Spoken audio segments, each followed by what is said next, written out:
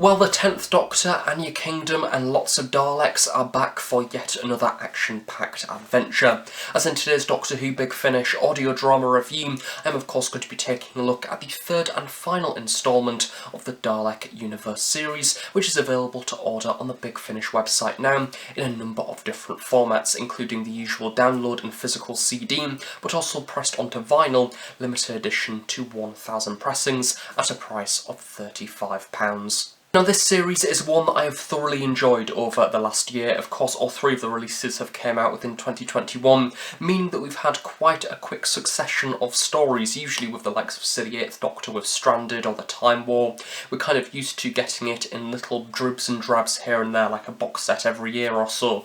But the beauty about Dalek Universe, and one of the things that I think has certainly worked in this series' benefit, is that we constantly have the adventure going on. It is constantly fresh in your mind because another volume has always been just around the corner, so it's been a thoroughly enjoyable series so far. I have reviewed the previous two volumes as well as the 4th Doctor story, The Dalek Protocol, and now we take a look at the concluding episodes of the series with Volume 3. So I think it goes without saying, of course this is the third volume of the series. We have had events occur previously within the other volumes, and therefore as a result I don't recommend watching this review if you haven't experienced the previous stories as of yet. I'm going to try and keep the overall sort of synopsis of this review as spoiler free as possible, kind of say what I like, what I dislike, but not revealing the major plot elements, because as expected with Dalek Universe there is lots of twists and turns along the way. I'm trying my best to kind of keep it as vague as possible when it comes to trying to avoid talking about those twists and turns, so you can go into this release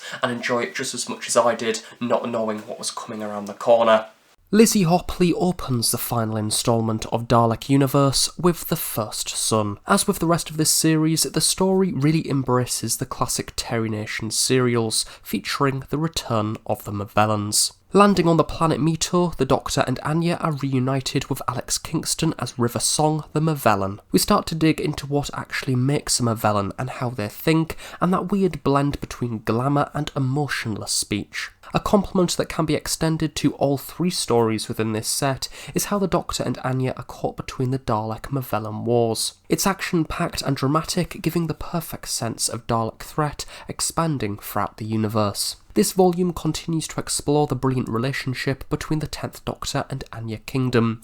I love the journey that we've gone on with these two characters across the last three volumes. Their original rocky territory for the Doctor coming to terms with the 4th Doctor companion of Anne Kelso, and ultimately the space security agent who stands in her place. Jane Slavin offers a delightful performance throughout, and I love how she's a strong adventurer. She can simply go off and do her own thing, which is something that other companions may not necessarily be able to do. With this series, we feel like we're in not one capable hand, but two with the Doctor and his companion. David Tennant is absolutely on a roll with these stories, and it feels like both he and Big Finish are excited to take the 10th Doctor into new territories. This is essentially the 10th Doctor Series 5. River Song does only appear throughout this episode, however her contribution is exciting, and I love the way that Kingston and Tennant bounce off each other, making for an exciting story to start this volume. River's contribution highlights the focus on the Movellans even more, and the scientific origin of the character of Cayman. He is essentially an adult with the personality of an angry child, and also with the access to weapons. What could possibly go wrong? I think most certainly one of the main things of this story that I enjoyed was Alex Kingston as the Movellan, or the Movellan variation of River Song, because it was a very unusual performance. With Alex Kingston's portrayal as River Song, you are used to a very loud character. You know when she is in the room, she's interacting with everybody. However, this time we have a very much more stripped back version of River. Is River as a Movellan, so she has that same kind of computer generated response that you've come to expect with the Movellans in their previous Big Finish and TV stories. stories, and some may say that that perhaps takes away the most exciting thing about River Song, the interaction with her and the 10th Doctor, and to be honest, if you are looking for that, then go and get the 10th Doctor and River Song box set, because that is 3 stories pretty much completely dedicated to exploring that dynamic and that relationship. But as an opening story, I think it does a good job of reintroducing the movellans, kind of discussing a little bit about how they work as people, which you can kind of take on as context for the next episodes within this box set as well. But for those of you that are kind of looking for a bit more River Song action, perhaps this episode may not be what you were expecting. Something that I love about the entirety of the movellan content throughout this series is kind of how we have criticism of the costume. There is a number of moments throughout the plot of this episode and the other stories as well, where you have certain characters saying, why do they have hair that looks like that? Why are they dressed in unusually glamorous kind of skin-tight clothing? Why do they have that little device on the side of their waist that literally kills them on the spot? It is a little bit of a manufacturing problem, to say the least, and I like that that is incorporated into the story because it's kind of acknowledging the admittedly unusual production style of the movellans within Destiny of the Daleks, but it's embracing it. It's saying, no, we're not going to change the movellans, we're not going to change that rather unusual design. We're just going to kind of bring it into the story and bully them a little bit, but also have fun with it at the same time. I think that really adds a nice, funny element to this episode overall, and I like to see that carried across throughout the other episodes as well. Dalek Defense is the penultimate episode of this series, with both the final parts being written by Matt Fitton. These episodes very much feel like a closely connected 2-part finale. This is ultimately the summarisation of all the previous 7 stories worth of narrative, and as a result it's going to be difficult as a reviewer to show my appreciation of the conclusion for this series without getting too excited and revealing too much. This story is basically a sequel to Destiny of the Daleks. Davros is in transit after being imprisoned, however the Daleks are hot on the ship's tail. The Doctor and Anya escape the planet of Mito and find themselves face to face with Davros. Here we are also introduced to the character of Colonel Keelan, as performed by Joseph Milson. He is a really enjoyable character and acts almost as a companion of Anya throughout the final 2 parts. Joseph really brings the character to life in the heat of the Dalek Movellan Wars. The final episodes are very Davros focused. Terry Malloy brings his heart and soul to the character as always, delivering a menacing, excitable performance. I always do get a little bit nervous for Big Finish when it comes to concluding box set stories. However, one of the things that has really worked in Dalek Universe's favour is that all 9 episodes are incredibly well paced. Characters come and go, and a rotating wheel of plot arcs and themes hold the whole story together, meaning that as we get to the final, we can hear a satisfying end that ties up what we wish to know as listeners, without making the final part merely feel like a checklist of plot points to end. It's also a functional, enjoyable narrative. The Dalek Defense ends with a good old cliffhanger, which I really wasn't expecting, but made me feel very excited heading into the very final episode.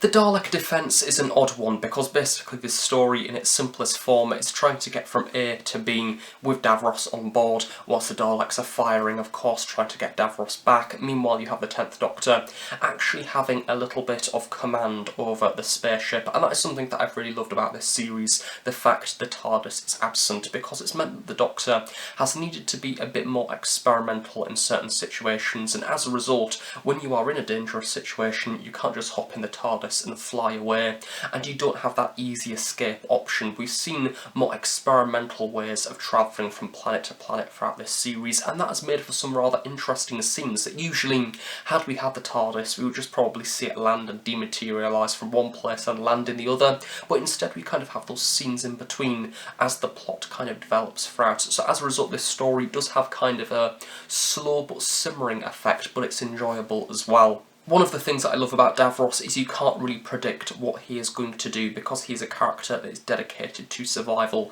and he wants to see how well his Daleks are coping in the universe, especially in the fight against the Movellans and the other species that they do of course go to war with. So as a result, throughout this episode we kind of have him campaigning for the Dalek supremacy, whilst also kind of being an eyewitness of them being absolutely annihilated by the Movellans and being a little bit cross because of that. So as a result, result we have this lovely theme with Davros kind of trying to progress the Daleks forward, while simultaneously not having the Daleks present. They are kind of reduced to a role of just following the spaceship throughout this story and trying to attack. That main focus of the episode is on Davros and kind of what he is plotting, which I must admit is nice. It's different to having a Dalek story with the occasional pop-up of Davros in there. Matt Fitton has the exciting job of wrapping up the entirety of Dalek Universe with the triumph of Davros.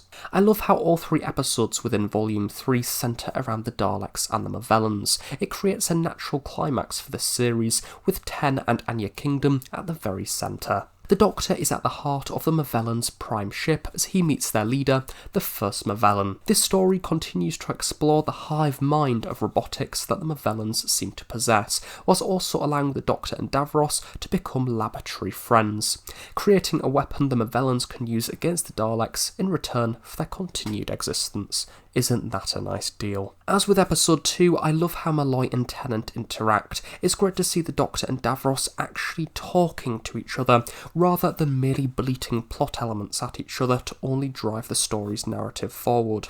Davros and the Doctor's relationship is in fact rather connected and personal at times, and this can be seen in some stories the likes of The Witch's Familiar with the 12th Doctor, but also most recently for this incarnation, within Journey's End. It's also interesting seeing this incarnation of the Doctor interact with a past version of Davros in particular, knowing what happens next, the fall of Gallifrey, the Time War, and everyone the Daleks have been responsible for killing within that time period. Here we have a Doctor from the very future, having seen all of that happen already, and this is the future for the Davros within the room that he's interacting with. There is a lovely quote from the Doctor where he describes how pretty much this entire series has been treading on an era long gone. He's pre-time lock and he feels completely lost without his TARDIS. Anya Kingdom also has some brilliant moments throughout this final epic, and the ending half in particular is beautiful, bringing out all of her great character qualities. She may even be my favourite 10th Doctor companion. Naturally, of course, I can't really discuss in detail the ending of Dalek Universe without ruining it completely,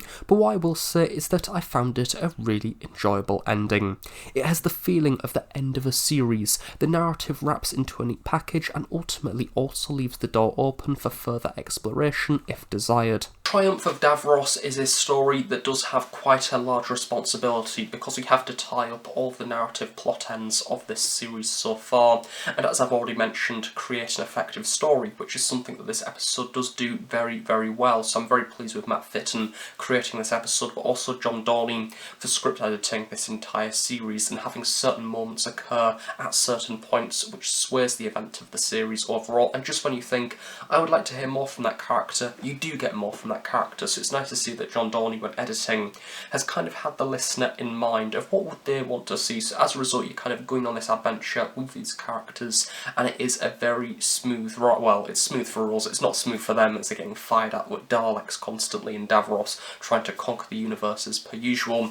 But this episode kind of embraces the themes of Volume 3 in particular. We have more sort of crossfire between the Movellans and the Daleks. It's great to be able to see more of the Movellans' technology, but also the hierarchical system that they live within, because we have these different Movellans ranked in different roles. Some of them have more power than others, and we kind of get to see a bit more background into these creatures. They admittedly are doing a very, very good job of trying to wipe the Daleks out, which when you first look at them, you wouldn't necessarily assume that they would be the alien race that would actually stand as a decent opposition against the Daleks, but here we are, and this box set certainly does a good job of portraying them.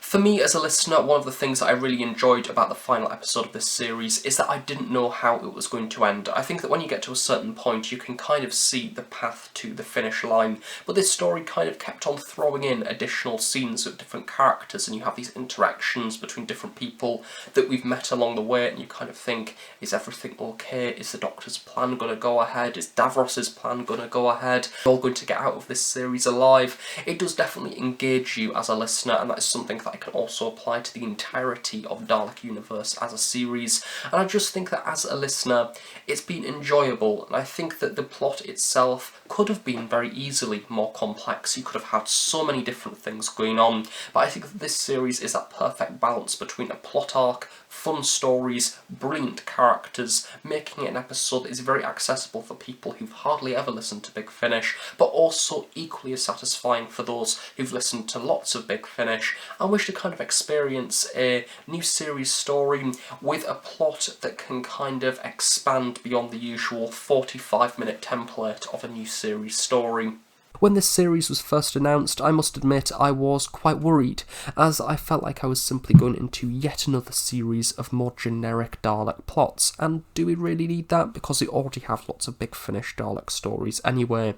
But in reality, Dalek Universe explores what makes the classic Doctor Who Terry Nation serials so gripping and exciting. It's really exciting seeing a Doctor born out of an action-packed contemporary form of storytelling interact with creations made within the backdrop of classic Who, such as the Space Security Service, the Movellans and the Mechanoids. Dalek Universe should be experienced as a package, and if you can afford it, I certainly recommend taking the plunge. And that has been Dalek Universe. I will leave you to find out what happens with this series. I try my best, as I mentioned at the very beginning of this review, to keep it as spoiler-free as possible, and I would very much recommend keeping it also spoiler-free in the comments if you decide to comment on this review. What have you thought of this series? Have you enjoyed it? What would you have liked to see happen? Is there more 10th Doctor adventures that you would like to see in the future? Is there another series that you would like to see the 10th Doctor voyage on, or is there a certain element within this series that you would like to see Big Finish pick up and perhaps do more adventures with? Who knows? Maybe leave your little review in the comments section below. So thank you very much for watching this review. I really hope you have enjoyed it. Do of course stay tuned on the Host Productions for regular Doctor Who content. Of course, on that note, have a nice day. I shall see you all next time. Bye for now.